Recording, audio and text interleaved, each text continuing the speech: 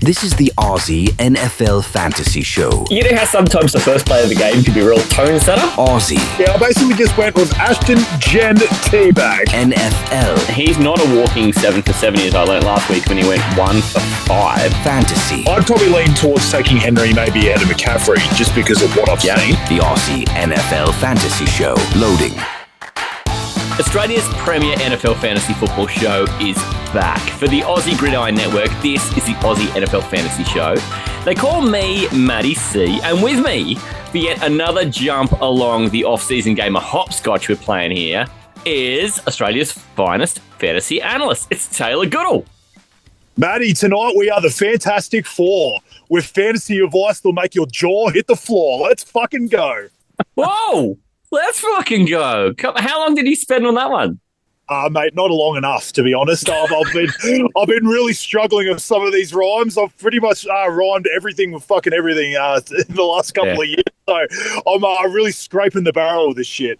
It's been 3 long years. They never cease to amaze. I'm always thrilled. This is kind of like, doing that like, every dad's got the little thumb trick that they do where they make it look like the thumb detaches, that little magic trick. And I'm in awe of you the same way that my kids are still in awe of me being able to do that one.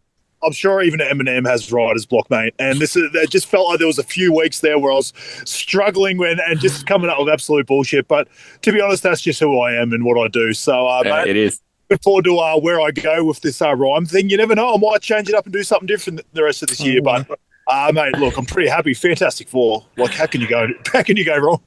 Mate, recently I was listening to a couple of episodes from last year too, and I just remember you delving into week 12, and so anything's possible. Yeah, look, that was some of my best work, Matty. Don't give away all the secrets. It was. This is what I'm celebrating, mate. It was outrageously good. One thing I want to dive into real quick is that, it's been a bit of a ferocious end to June for us with the myriad of like dynasty and guillotine leagues that have been, Kev is pretty much responsible for starting all these up. And some of the folks that we're talking to tonight have found themselves embroiled in some of this too. Mate, I hear you actually had a bit of success with the guillotine league last year. Want to give us a little bit of insight into guillotine leagues quickly? It was a really cool concept, and it was nice to actually get everyone involved in our little group chat there, because I think pretty much all of us were doing it for the first time. So it was actually a really cool concept. It wasn't like, maybe Kev probably had a bit of, Yeah, he might have had the inside lane. But outside of that, the rest of us were kind of going in blind. And I was speaking to you on the side during the league, and as I was sort of surviving each week, and it was actually really cool to sort of come up with different plans on the fly about it, because obviously we all started with not much knowledge, and it was a really cool thing. Basically, for anyone that's never been in one, you draft your team like normal, might be 12 team, 14 team, whatever, and basically every single week you're basically just trying to not get last in your league. Every time a week goes by, whatever team has the lowest score of that week, they're booted, and all their players go into waivers, and then everyone bids on those players. So it doesn't matter if you've topped the league 7 weeks in a row. If you are last on that 8th week, you are gone. It doesn't matter. You do not need to be the best team in the league week by week. You need to just be basically not the fattest person and not eaten by the bear. You don't need to be super fast. You don't need to be Michael Phelps in that swimming pool. You just got to be not Eric the Eel, basically. Mate, that was laden with more references than I was expecting. You're really bringing it tonight, mate. It's like you can feel there's a State of Origin vibe in the stadium tonight. And you're coming out early. You're running from the back fence. Do not bring up State of Origin around me, mate. Let's not go there. No, we've been pretty good not to mention it. I've actually joined one of those guillotine leagues this year after we spent so long. You and I spent quite a lot of time talking about the strategy that you're employing there, because for me, it was a bit of a curiosity having not joined the league, but getting that like ringside seat next to you while you were participating. And then you end up having some success. How did you wind up in that league? Yeah, I ended up winning it, which I was pretty happy. There was 14 people in it, and obviously just various people in that group chat for our AGN group chat, all our listeners. So that was really good. It was interesting because it was over by week 13, week 14. Because obviously week by week. And so it was kind of nice to get that one out of the way. I was saying to you, it was nice to know that I at least had that one championship going into obviously the regular playoffs that I had with all my redraft leagues and dynasty leagues. So it was nice to get that win. Obviously, I sort of had plans during the year, and it's funny, really, all your plans come down to how much fab you're going to spend, because you've got your normal fab budget, your $100 or whatever. Okay. And it's hard to know what you need to spend early on, because it's like, well, do I spend up because, you know, I'm not going to be able to save this money if I get the shittest score next week, I'm out. What's the point of saving Can't it? take it with you, right? But at the same time, you also can't really blow everything, because what I was finding was I needed to save a little bit of money, because you're always thinking about your ceiling in a league like that. So the idea is that you need to sort of hold on to $8, $9, $10 and be at least around what everyone else is that's left. Because what happens is Justin Jefferson and, you know, AJ Brown get taken out one week, and then all of a sudden the guy that's got $30 left just picks up both of them, because no one. And they pick them up for basically the minimum. They pick them up for basically $11 if you've got 10, because that's all they need to spend. So you can't just leave no money in your fab either. And I found that's actually where I was able to take an advantage, because there was a lot of people that had sort of blown their wad on their fab, and I was kind of just hanging around there with around $10 near the end of the year. So I was able to sort of just really stack my team. I can love it. I feel like I've got a memory too where you were doing trades that included getting some fab for a reason like this. Yeah, I think I did one where I traded Amari Cooper and someone else to Ian to get like $7 fab, and it was more so that like they were decent enough players, but they were players in that league I felt like actually could have possibly hit the waivers. Like they were ones that I just wasn't sure if I was going to play, so I thought, you know, I'd throw them out there and maybe someone might want to spend some fab on it. And that $7 fab sounds like nothing to a normal redraft or dynasty player, but it meant everything in that guillotine league. So yeah, it was very much adapting to the league settings and just, you know, coming up with different plans. Okay. Now that's like a whole different like biodome environment to what we usually play in. So yeah, super interesting. I've joined the league this year. I'm sure that's going to come up in conversation as we go through the league year too, because a lot of folks in the massive group chat that we've got going on there are part of some form or another of these leagues that Kev set up this week. And eternally grateful to Kev, who is possibly the greatest commissioner of any leagues on this island. He's a wonder, that bloke. I don't even know how many leagues he's going to be in this year, 40 plus probably. He's an absolute dynamo.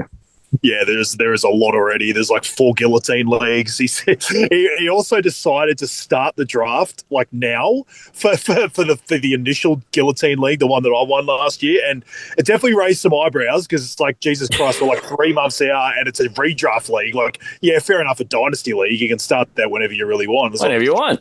But with the redraft league, it was a bit interesting. But you know what? It's not like you and I and people listening aren't doing their rankings and sort of in-depth fantasy anyway. So, you know, whatever. If we get injuries, you know, get injuries at any time of the year, so whatever. So be it. So be it. Look, the other thing that's worth talking about really quickly here is the big NFL moves have both been sort of defensive moves, with Green Bay releasing Jair Alexander. He ends up in Baltimore, and also a former Raven himself, CJ Mosley, who retired as a Jet. These aren't big fantasy moves, so be pretty quiet on the fantasy front. What I did want to talk to you about is that we are mock drafting this week, and last time we mock draft, it was with Ian from Gday Gridrion. We ran out a 10-team mock draft with one flex. It was PPR, and mate, the people have spoken. You actually had the team that Australia loved the most. So congratulations to you, Taylor. You won the vote on Instagram. You won the vote in our group chat. You won every vote there was. Yeah, look, in the end, when you're doing mocks, look, I'll take the win. I'm so humble. I don't like to just, scream it for the rooftops and tell all you guys that you're wankers and you kit, because, you guys know that already. But it's, in the end, when you're doing a mock, it's really about just following your own rankings and having an idea what sort of teams you're going to be picking in 2 or 3 months' time. So, look, I don't always mock draft to try and win a poll like that, because honestly, a lot of times I'm taking shots on guys that I have I have my own rankings and I have ideas on whether those guys are going to be great this year. That doesn't always correlate with what other people think. So it's not about really winning those polls. It's just about putting a team out that you're proud of, and, you've followed your rankings. And if then so be it. But if you're Manjot or you or Ian and people didn't, come to the polls and say they liked your team, I wouldn't give a shit. Like, I wouldn't take that as, I've got this crap team. I would just say, you know what, I've got different ideas from people, and that's not always a bad thing. Yeah, I've lost no sleep over not winning this, hey. But I feel like... I wasn't trying to talk you off a ledge, mate. I know that. I was just trying to say, I'm all meant for people out there, honestly, and obviously, like, I really don't think it should matter, like, what that poll says. Look, great that people like your team, but in the end, that thing gets deleted and we forget about it and we move on to the next. You hit refresh and it's gone. So, it's ephemeral. But what I do like about it is that, both Ian and Manjot, they drafted teams where they talk through their logic, and it doesn't necessarily have to be a popular vote.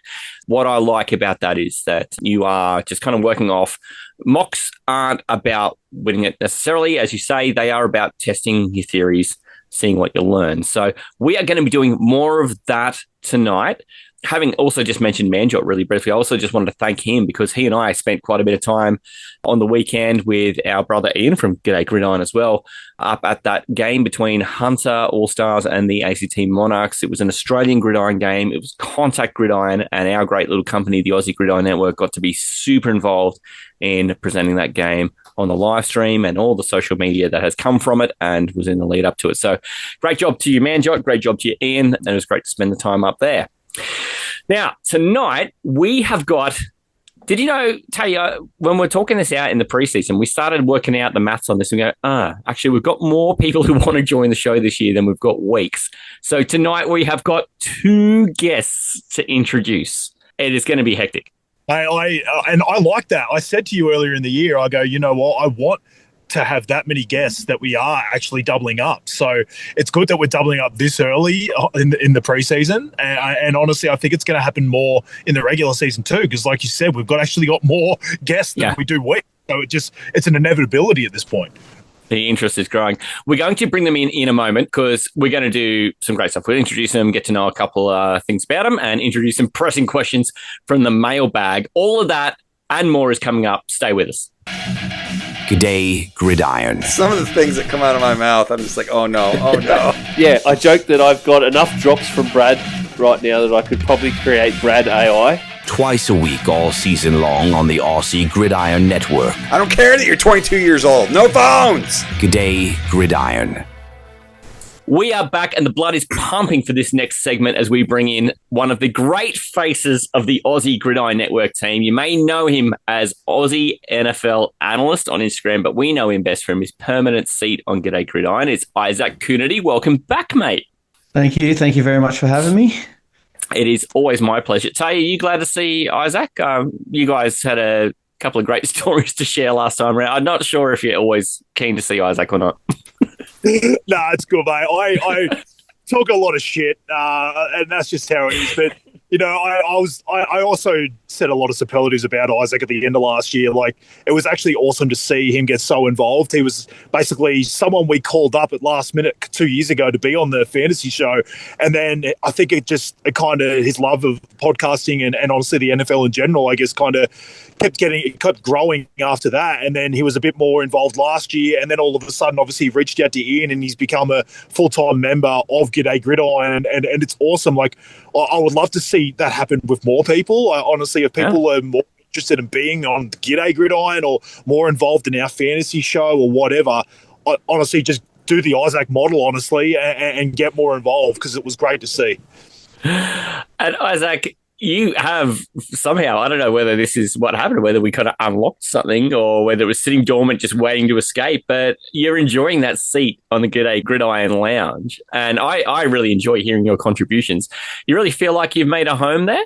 Yeah, I love it. Like, as I think I said on the pod before, I just love, and I think my opinion matters. So you come on here and you voice your opinion, and people will agree with it or they won't, and that's the way it is. And you guys have been so welcoming. Like, I reached out to Ian after listening to one of his episodes. He's like, if anyone wants to get involved, I said, I'll go on and I'll give it a go. And yeah, he's been very welcoming, and you guys do great things for not only the NFL but the local leagues. I love watching it. Like, I watched a live game on the weekend, and yeah, hearing Manjot on the commentary, and then I'm looking forward to the social media stuff to come from you guys. Yeah, we got a ton of stuff. But thank you for the support, though, too. We got overwhelming support from all over the place with the work we did there. But, mate, the question I've got for you to kick this one off is it sort of weird to be here on the Aussie NFL Fantasy Show and know that you are the third biggest Rams fan in the room? Because Tay and we have staked our claims. Yeah, I said that to him, right? I was like, you can't come here and talk too much shit about the Rams because we've already done it. Like, you might as well just shut up about the Rams, Isaac. You've got nothing. We've been talking up Kyron, doing water bets with Buddy Kev about him. I'm talking about Devontae Adams like he's going to fucking, best thing sliced bread. He's going to lead the league in touchdowns, mate. There's nothing else you can say. Well, maybe we might get past the Eagles. I know Matty didn't think that game was close, but that game was close. And it was not close. And listening to Taylor in your episodes before, I reached out to Taylor and I said, plus Kyron's in a contract year. He's ready for an extension, so this is another reason to jump on the Kyron train. I'll tell you what's extended is something in my pants. Chef's kiss. Wow, right there, chef's kiss. That is as Aussie NFL fantasy as it gets. Isaac, I'm actually going to need your help for this one because what I want to do is bring in our second guest, and he's a new face to our podcast here. I've gotten to know this guest, though, over the past few months. But give me a painting in words that adequately describes the poor man that you've blackmailed and coerced into appearing on the show tonight for me. Yeah, so I met Reese through work and we got talking about NFL and he was watching it one day and I was there and we started watching it together. And he's got into the fantasy talk and it was before the Sam Laporta rookie year. And he goes to me, you know what, if you're drafting, you should aim for this Sam Laporta. And I was like, all right, no worries. We'll do it. And someone got it before me, but that's when you click with someone and then all of a sudden it's just all about fantasy and NFL.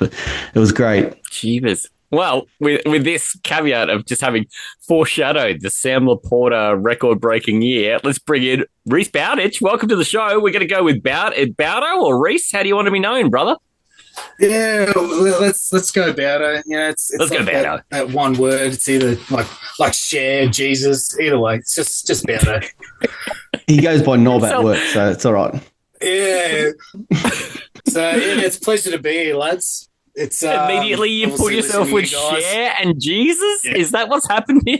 Oh no, it's just like, you know, a lot of people. It's either people know me as Reese or Bowdo. People are like, no, I don't know Bowdo, but they know Reese. So it's just ever since I was a kid, you know, like parents would come watch me play footy, and they're like, oh, who are you here watching? Oh, I'm watching my son.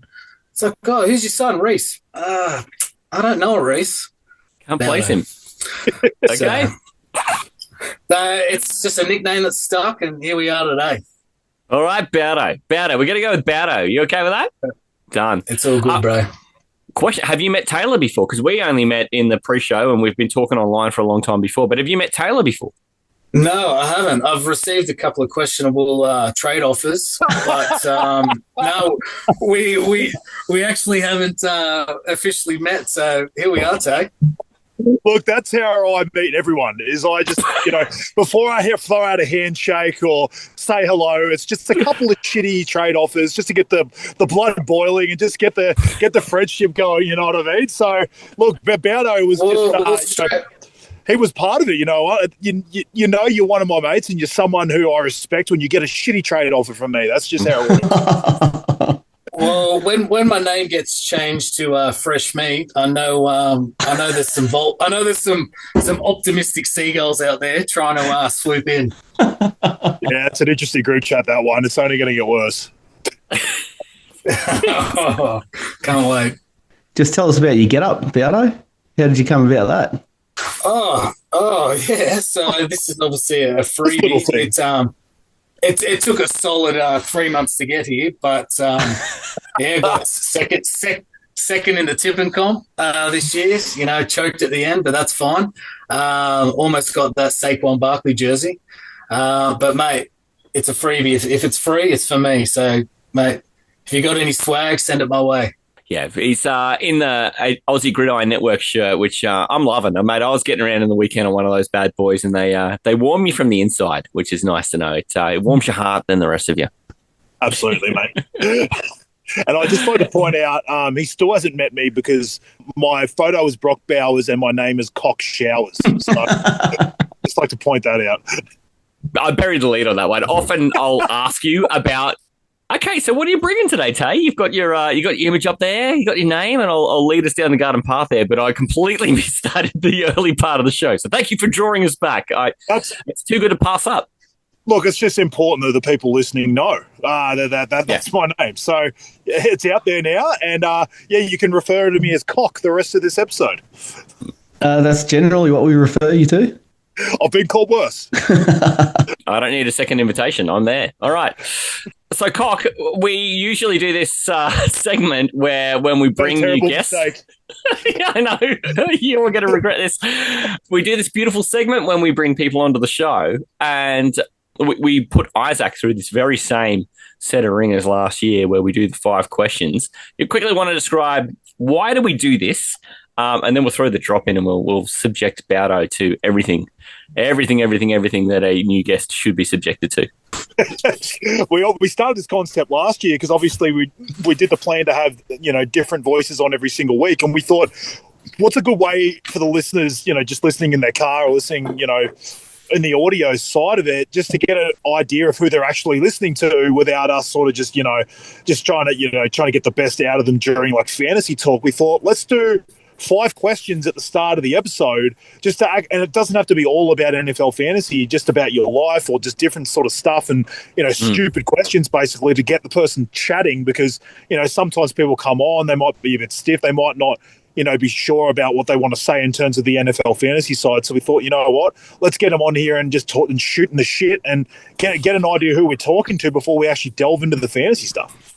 And I think that the benefit of that is there has been numerous additions to the AGN merch shop from things that people have said in this. Isaac actually has a contribution that went up this week from the second question. We won't blow what the second question is, but it is, it's not the only contribution that's gone up in the store, but it is conversations like this that sometimes bring some magic that you're not expecting.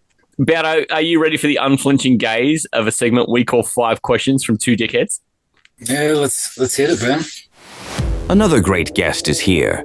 Are they up to the standard? Busier than a one-legged cat in a sandbox, so I am good. My boy! Only one way to find out. This is what the people come here for. I've heard everyone's answers about these, and I've had to think about it. 5 questions. 2 dickheads. Loading. Hang on tight. Okay, so first one, you're going to see who's your friend here. What's something that most people wouldn't know about you, but you think an audience might find interesting? Fuck. Interesting. I mean, that's a loose term. That is a subjective term. All right, well, so when I was younger, I travelled the world and played rugby league. So I played in England, France, and America. Whoa, okay. This doesn't just happen to everybody. You walk us through this. So I'll give you the quick version. So I worked FIFO for a couple of years, and I was still, I was young. I was still stinging to play footy. And there was like an expression of interest for import players in USA. You pretty much send an inquiry to this website. It goes to every team because they've got their top tier startup league, and you send an email to every single team. Philadelphia got back to me. They're like, yeah, we're keen for you to come along. And that alone was a fucking story, man. Absolute story. I'm putting trust in fucking strangers to move over to the other side of the world. I'm talking to this guy who's the coach of the team, and he's running through it all. Yeah, you're staying here, doing that. I'm like, sweet. And then, the day before, he sends me an email. He's like, all right, if I can't get to the airport and pick you up, what you got to do is go to the bus stop, get bus number 6, go to motel number 5, stay there the night. If you don't hear from me, I'm like, what the fuck have I done? What have I done here? I'm going to be feeling stressed just listening to this. I'm going to wake up in a pool of ice with my kidneys missing. Yeah, I'm going to fucking be trafficked here. I'm a young, handsome, strawberry blonde boy here. They're gonna fucking eat me up. So yeah, it obviously didn't happen. The coach was there to pick me up from the airport. Oh, Yeah, so I Jesus, played thank God. So I played 3 years over there, and each season pretty much led to smaller and bigger, like semi-pro contracts in the UK and France. And Wow. that's how I met my wife in the US, convinced her to come back to Australia, and here we are, No way. a couple of kids playing fantasy every Monday or every second Monday at home with them. So, Bloody yeah, hell. I guess that's as interesting as it gets. Jesus. Okay. The one question I've got to ask about this bringing the wife back to Australia is how did you convince her to bring her back here with all the things that are out to kill her, and especially the drop bears? Oh, well, it was big suitcase, cable ties. No, she came That took over. a dark turn. No, she came over for Christmas, loved it, came back 6 months later, and she never left. Yeah, there you go. Summer Christmas. Americans, they just don't get how great summer Christmas is, and then they do it, and they're like, "Oh, you guys have got Christmas solved." Right? But man, I had to give her a warning. I had to give her a warning. I'm like, just so you know, like I am below average person in where I'm from. Like I'm a 4 out of 10.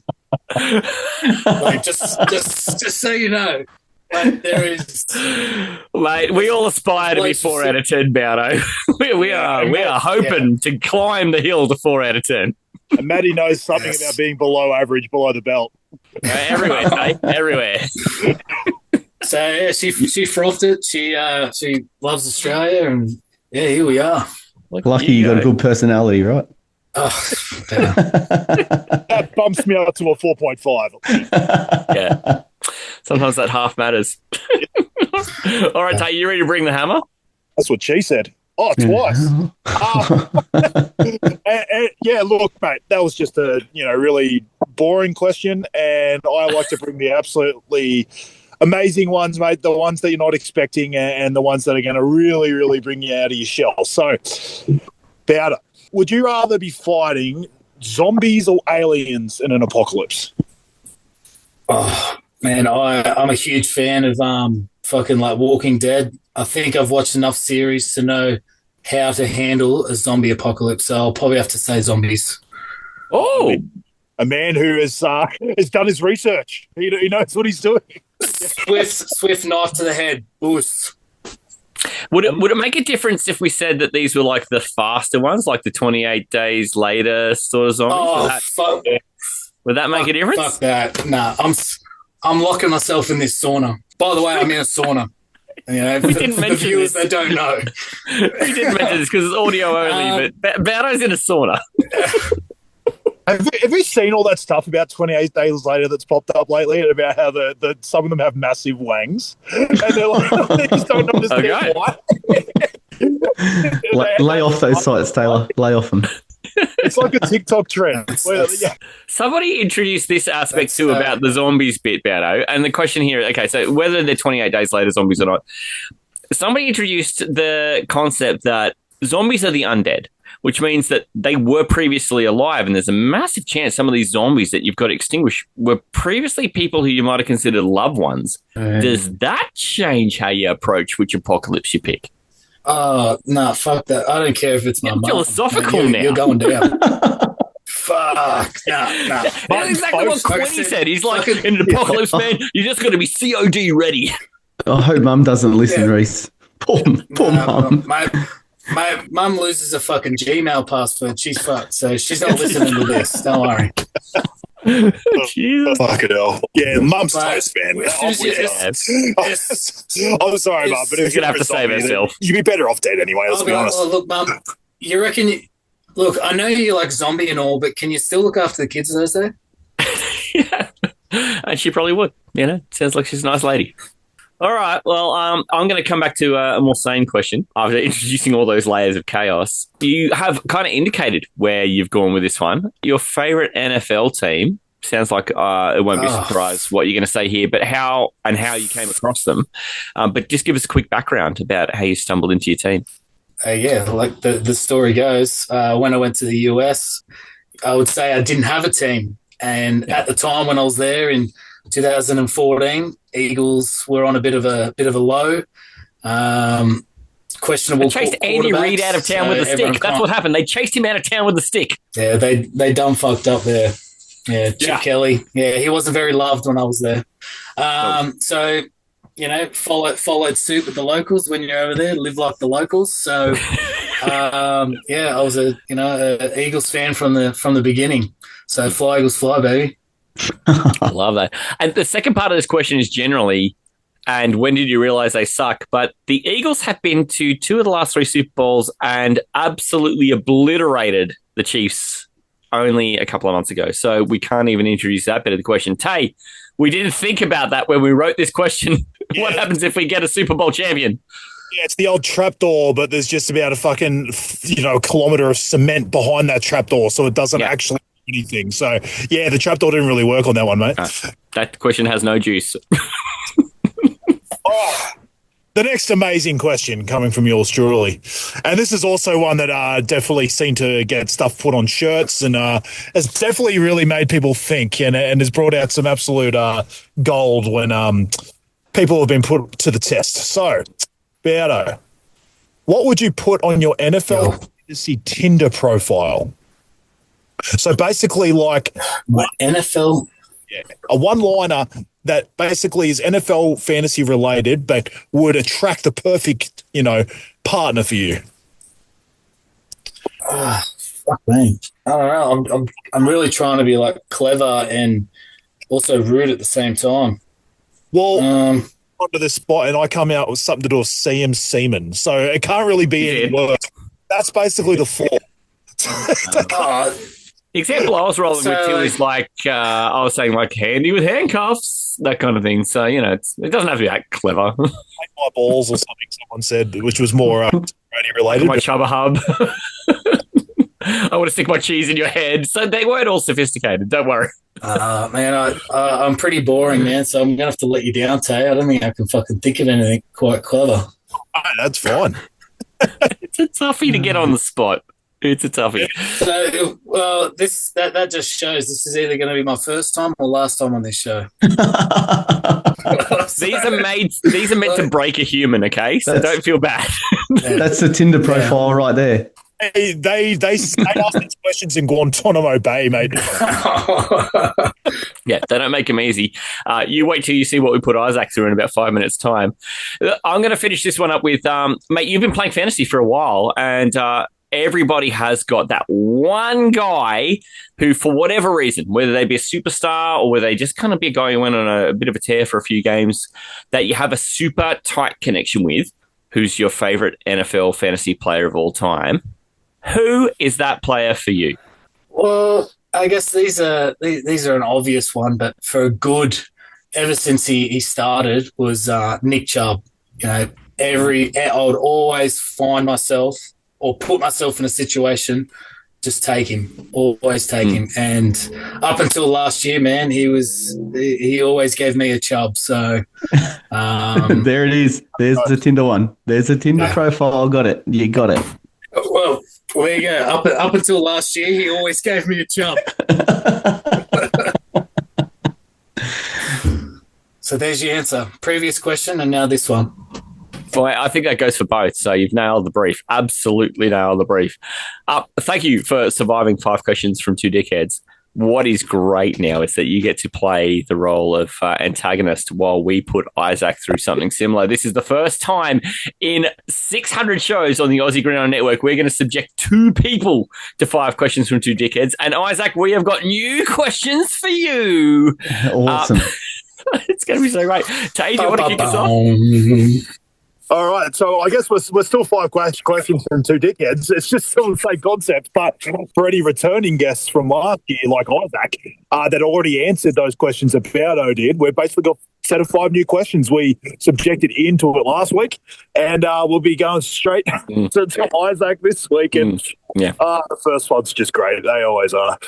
Look, Isaac, and this is very topical. This was just all over the place as a question like this. Not exactly this, but something similar. Would you rather fight 1 Derrick Henry-sized Kyler Murray or 10 Kyler Murray-sized Derrick Henry? I'm going with the 1 Derrick Henry. There's only one person to defeat. You've only got to defeat one person then. I'm going with Derrick Henry. The Derrick Henry size Kyler. Yeah. He's so fast. Kyler Murray's so fast. Now he's the size of Derrick Henry. Have you thought this through? Yeah, but he's only one person. Yeah. You've got 10. I'm no gorilla, but I'm taking the one-on-one. Now the question is, would a gorilla beat a Derrick Henry size guy? That's the next question. Oh, man, I don't know. That's a pretty confident netballer. You just suck on your pink Stanley, son. It's an interesting one. I think that side will win out during this year with people entering that, but It might. I'm just confident, Tay, that the 10 Kyler Murray-sized Derrick Henrys is just like when you take Derrick Henry and you just like Honey or Shrunk the Kids him, I feel like there's some benefit in that because like that's not nearly as intimidating as people think. I know they're all Derrick Henrys. I get it, but I think people are just not giving that as much credit as it needs because Kyler Murray is teeny tiny.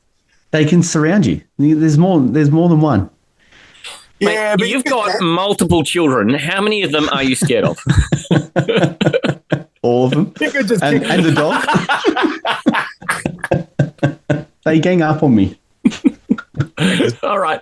We'll shift gears then. We're going to go with the big one. You and Ian both locked in on the big one. We're going to go the Derrick Henry-sized Kyler Murray.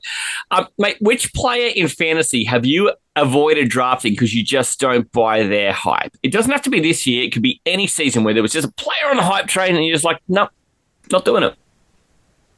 So I don't have a specific player, but I've got like a genre there, which is the second-year quarterback.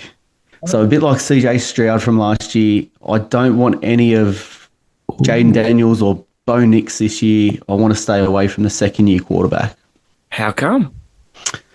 Well, they go so good in their rookie year. You look at CJ Stroud, he had a really good rookie year in fantasy and then dropped off a cliff last year. I think that's going to be the same for like Jaden Daniels is fifth in MVP odds at the moment. I think he's going to have another down year. They won 6 games last year by 1 score. So that if they lose those games, it changes that whole trajectory of Jaden Daniels. Tay, were you expecting a guest to bring the stats on these questions? No, I mean, he makes a good point. It was interesting last year. Like you and I were on here just going nuts about the CJ Stroud hype last year, and we just wasn't so much about him in real life. It was just the fantasy side of it, and we felt like he was getting basically drafted at his ceiling. And that's the problem is the hype train on these guys is too high. Like you and I spoke about Bucky Irving. We love Bucky Irving. I think he's an awesome player, but we feel like he's also getting drafted at his ceiling too. It's really hard with these guys coming into their second year because everyone loves them. So it just drives their ADP up. And it's like, where is the value now? Like they're basically, like I said, like even if they have a good second year and you go, wow, I'm so glad I had Bucky Irving or I'm so glad I had, you're going to say Jaden Daniels or Bo Nix or whatever. It's like, well, yeah, they were good in their second year, thank God, but they actually didn't really give me amazing value in fantasy because I drafted them high because everyone wanted a piece of them. So, no, I'm with you because, like you said, there is no value in these guys because everyone wants them. So, yeah, no, I've got no issue because, honestly, it feels like it's either these guys finish where you draft them or they fall off a cliff. So, for the guys who do not want to draft in fantasy, there's no, I guess, upside in them. All right, Bowdo, are you ready to shout Isaac down? Because surely you don't buy this bullshit. Surely you're into some of these guys having a good year. Like, I mean, how do you know Jaden Daniels in fantasy? I'm similar to where he said, the category. I've been burnt many times by wide receivers, so just the hype of a wide receiver alone. Like, I've been fucked over. It's a bit of a heartbreak. Whether it's injury or just unluck. Yeah, so I'm very skeptical of them big named wide receivers. Give me them middle of the pack. Give me the 5 out of 10s. I'll settle with that. I'll settle with the upside, guys. Like my wife. My wife did the same. At least you've gone from 4 to 5. Yeah. There you go. Yeah, look at that. Average. Well, the end of this episode is going to be at least a 6.5. I feel like that's coming. That's. My wife really took a 9 out of 10. All right, Tay, you ready to swoop in with the next one? Oh, let's do it, mate. All right. In all your leagues, who would be your biggest rival in fantasy football? Man, this dog fleeced me. It was my first year. Hey, look good. There we go. Like, Give us the goods. I think it might have been fucking Mixon's rookie year, and I must have done auto draft because I ain't got any idea who's who. So I get him, and he has like 2 shit games. I'm like, fuck this guy. So he offers me Tom Brady. I'm like, Tom Brady is so good. Tom Brady is so good. Yeah, I'll take that.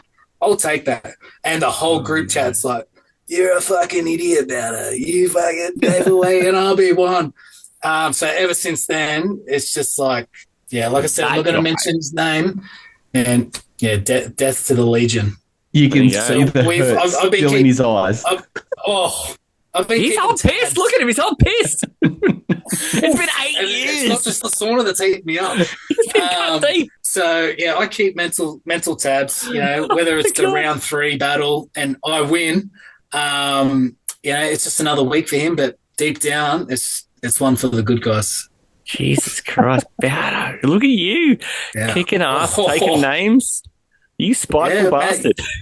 Yeah, well, don't worry. Tay's taken a couple off my board when we've been doing these drafts. I've been keeping tabs on you, Tay. Keeping an eye on me. I could be the new rival. Sometimes you just gotta learn to forgive. So Tom Brady's a Hall of Famer. I'll forgive. I'll forgive him. But you haven't. It's clear you haven't. Stop this bullshit. Moving on. Why must you turn this into a theatre of lies? His face is on his dartboard for sure. He's correct, yeah. 100%. And Tate, it sounds like you're working your way on there, mate. I know.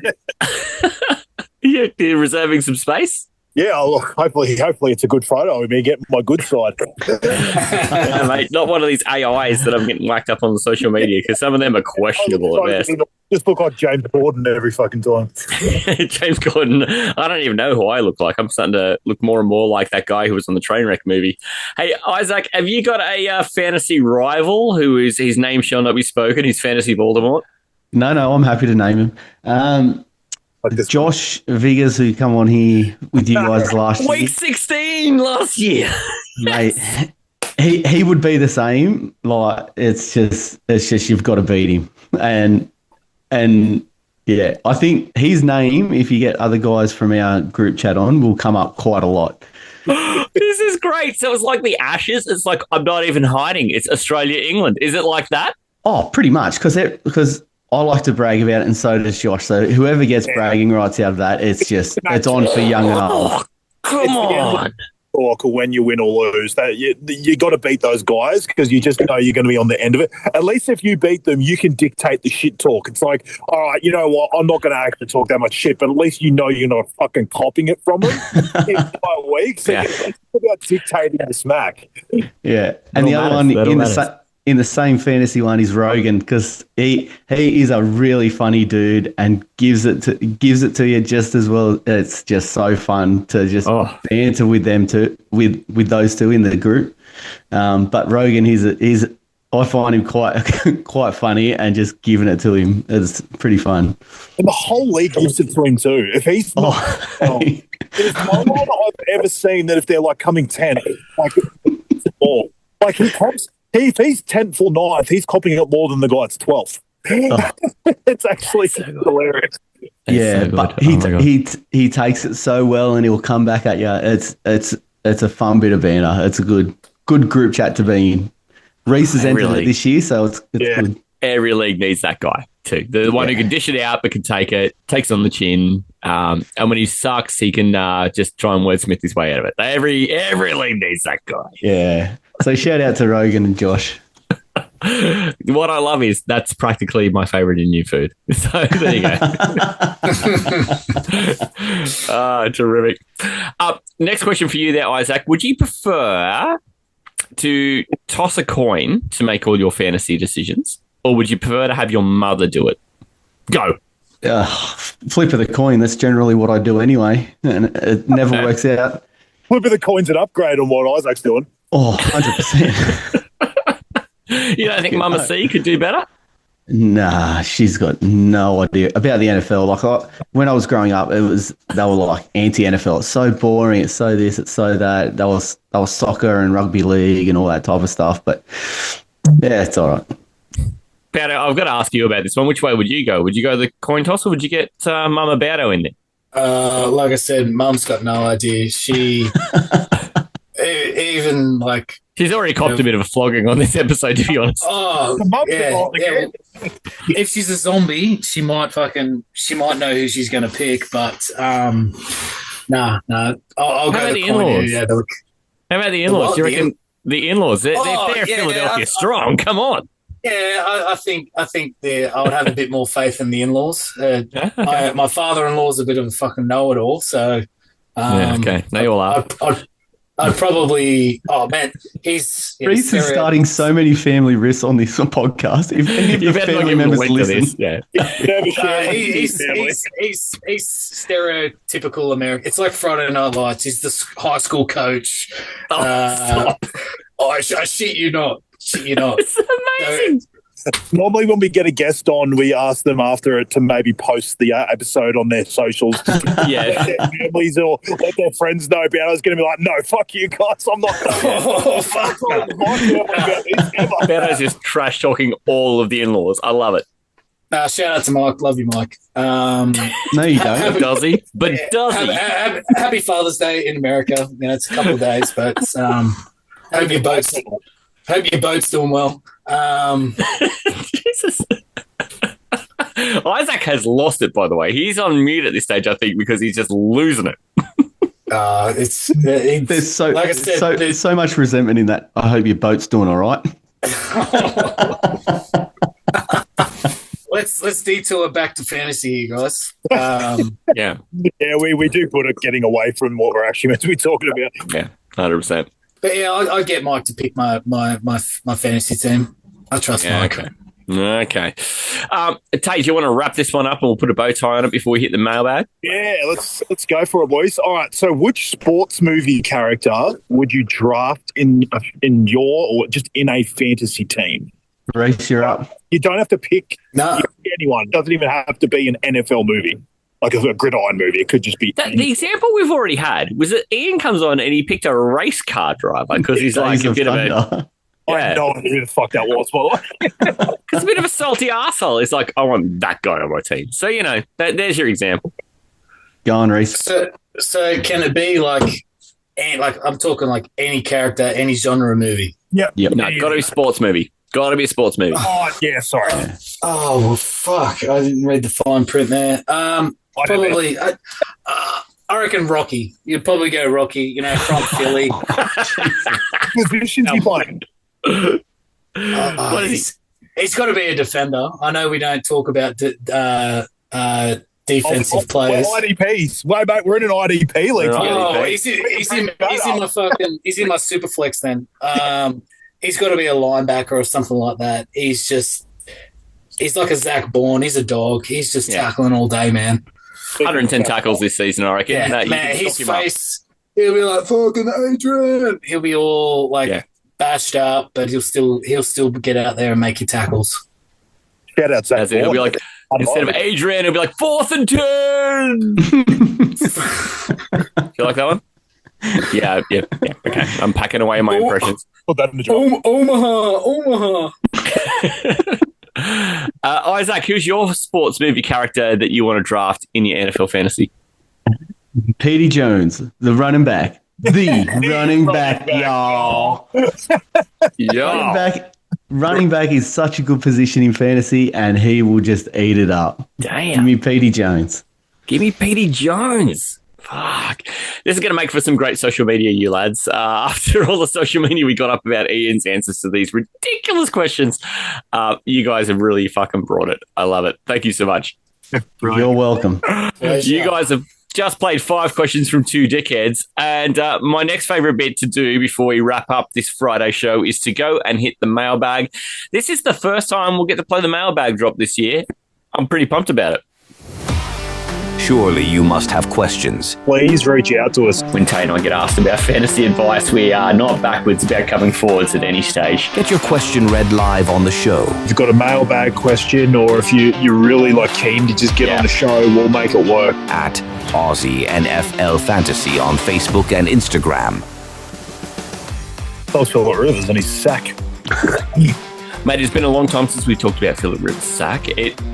For a while, we were starting to talk about Tyreek's sack, weren't we? That was the replacement sack. Catching up. He's catching him. What are we going to do when Tyreek retires? We're going to have to go and hit 23andMe or something like that to go and find out who's the next most prolific NFL sack, I guess. I don't know. We'll leave that to producers to work that one out. First question comes from at Gaz Prescott. So good on you, Gaz. What do you think the outlook is like for Isaiah Pacheco this year? Do you think he's due to bounce back? Tay, I've got my problems here. What do you think?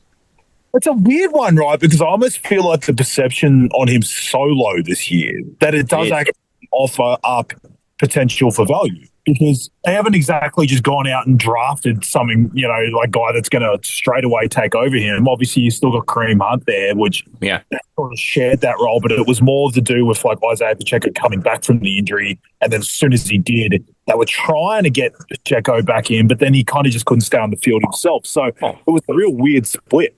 I don't know. He broke his leg. Running backs need legs. So, I get why he was slow coming back. I mean, but now it's 9 months later. I'm probably going to look at him as a value. And this isn't me sitting here going, I think Pacheco is going to have some amazing year. It's just that he's getting left for dead in ADPs. And no one's really drafting him anywhere. They're basically waiting till pretty much the late rounds to grab him as if I've got him as a running back 4 or 5 or something like that. I don't really understand how that's not fine value for a guy. I believe I wouldn't be stoked about him in Dynasty. I've always said this. I always think you should try and get top value for your late round running backs when they've just had an awesome season. Even if you think that this upcoming season is going to be amazing, I think he is actually going to be value. I don't know how much value. I don't see him having a massive year. He was looking amazing until his injury. But look, I just think he's going to be one of these guys that if you've, gone 0 RB or you're just looking for a bit of depth, I think he's not a bad pick where he's going right now. But I also don't see some top 5, top 10 ceiling. Yeah, this is a Chiefs player, so Bowdo is immediately going to have nothing nice to say about him. Is that about right, mate? I think, we're all, we're viewers of the NFL, right? And these guys are coming back from injury, and if they don't perform straight away, we're just like, nah, shit, cut him or get rid of him. The Chiefs whacked him in straight away after an injury. He obviously didn't get, them sexy numbers on your fantasy scoreboard. So we're quick to assume, he's shit now. So, just be optimistic, see what this year brings. All right. Hey, Isaac, you got an opinion on Isaiah Pacheco?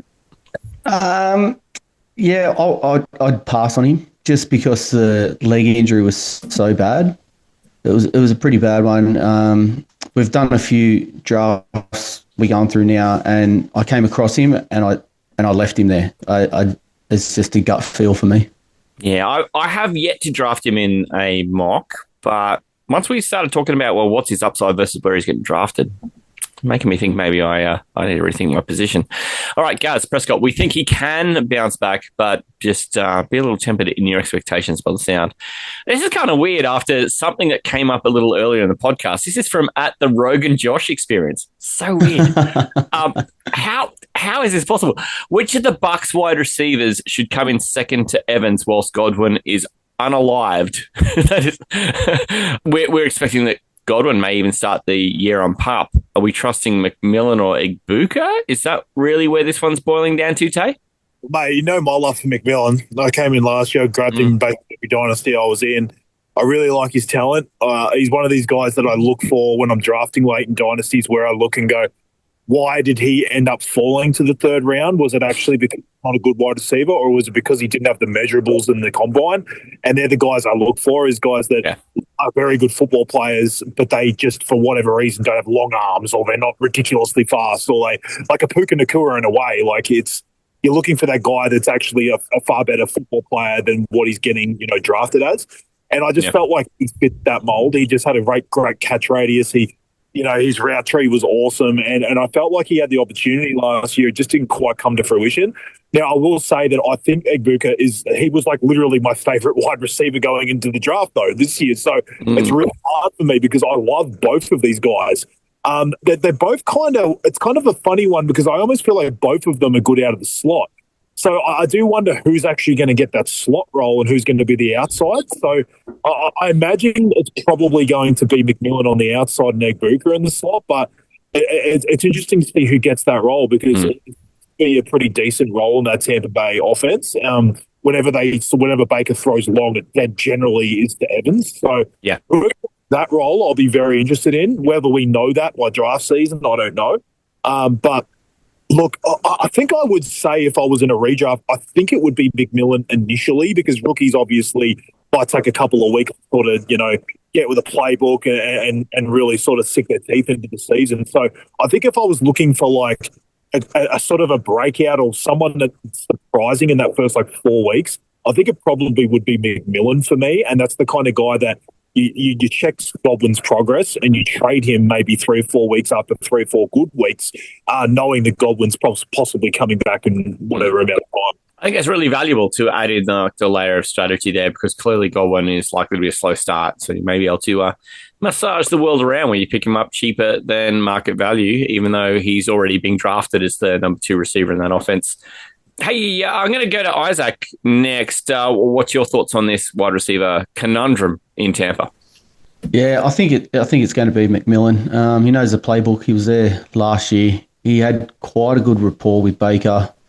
So I think Egbuka might take a little bit to get going. So like Tay said, you could see how he goes. And I'm pretty sure Evans and Godwin both got injured last year. So there's potential for them both to be okay. So, but to me, out of the two, I'd go McMillan, yeah. Yeah, I mean, Evans missed 6 games, so he's not exactly a clean bill of health. He still managed 1,100 yards for the season, but it's, as we know about Godwin, he's got a pretty horrific knee injury. Hey, Bowdo, what do you say? You weighing in on this one?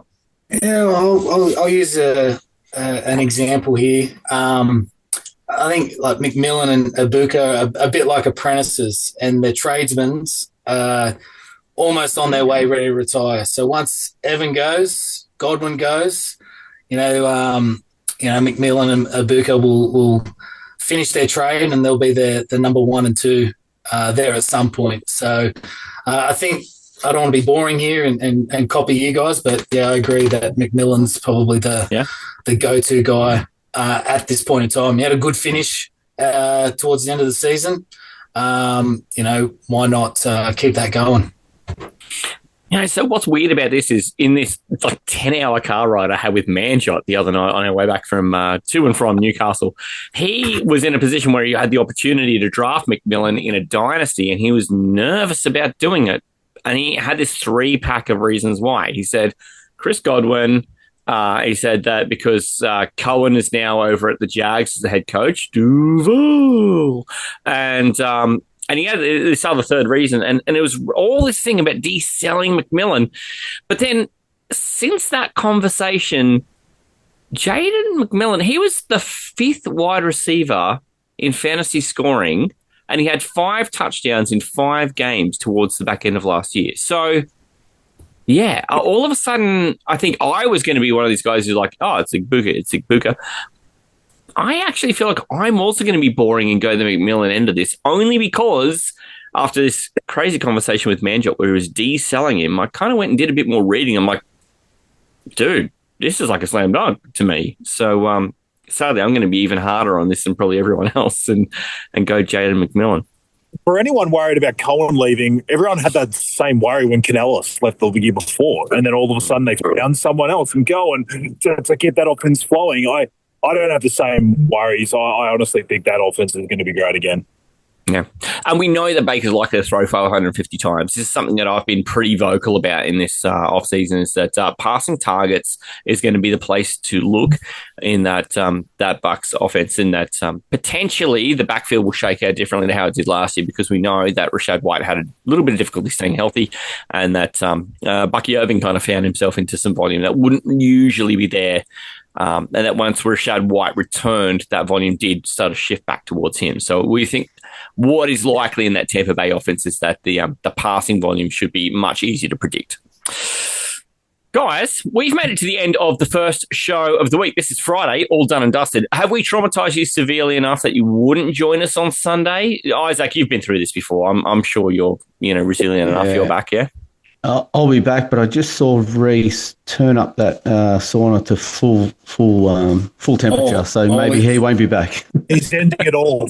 I might have to get my free shirt off if the degrees go up a little bit higher. Oh no! I can't tell if you're trying to, start a calendar here, or if you're just trying to avoid shrinkage. I don't know what the weather's like where you are. I'll have to get my 5 out of 10 body out. There we go. Say he's a solid 5 now. Yeah, I was devastated he didn't up it. I thought it was just going to be one of the things where it just kept going up. Yeah. Yeah, no. You've instilled it with confidence. It did go from 4 up to 5. But yeah, let's stick it there. Maybe Sunday. We'll add a couple after the draft, but for now, we'll sit middle of the pack. We'll see what your team's like and see if that boosts it. Is that how we're going to do this? If he's got Nick Chubb, then we know what's going to happen. Yeah, happen. As you know on my Tinder profile, you gave me a Chubb last year, but not no more. Not anymore. He's now just some Chubb you used to know. So there you go. Fellas, thank you so much for joining us. We will be back on Sunday show. You can find us everywhere on the Instagram and Facebook. All of that you'll find. But do smash that subscribe, like everything you can find on the Instagram for us, and try and help promote us to every corner that you can. The more the word gets out, the more we get guys like Bowdo onto the podcast, and that could also soon be you if you can help us out. Hey, fellas, thank you so much. We'll see you all on Sunday. I'm going to get out of here and say hooroo. I have a job. Ciao. The Aussie NFL Fantasy Show. Thanks to the Aussie Gridiron Network, Australia's home for NFL and Australian gridiron content. Discover everything the network has to offer, including Gday Gridrion, Pastry Press, NFL, and Aussie Gridiron Today. Buy merch and win free stuff. Visit the mothership at Linktree/Aussie Gridiron Network. Hooroo.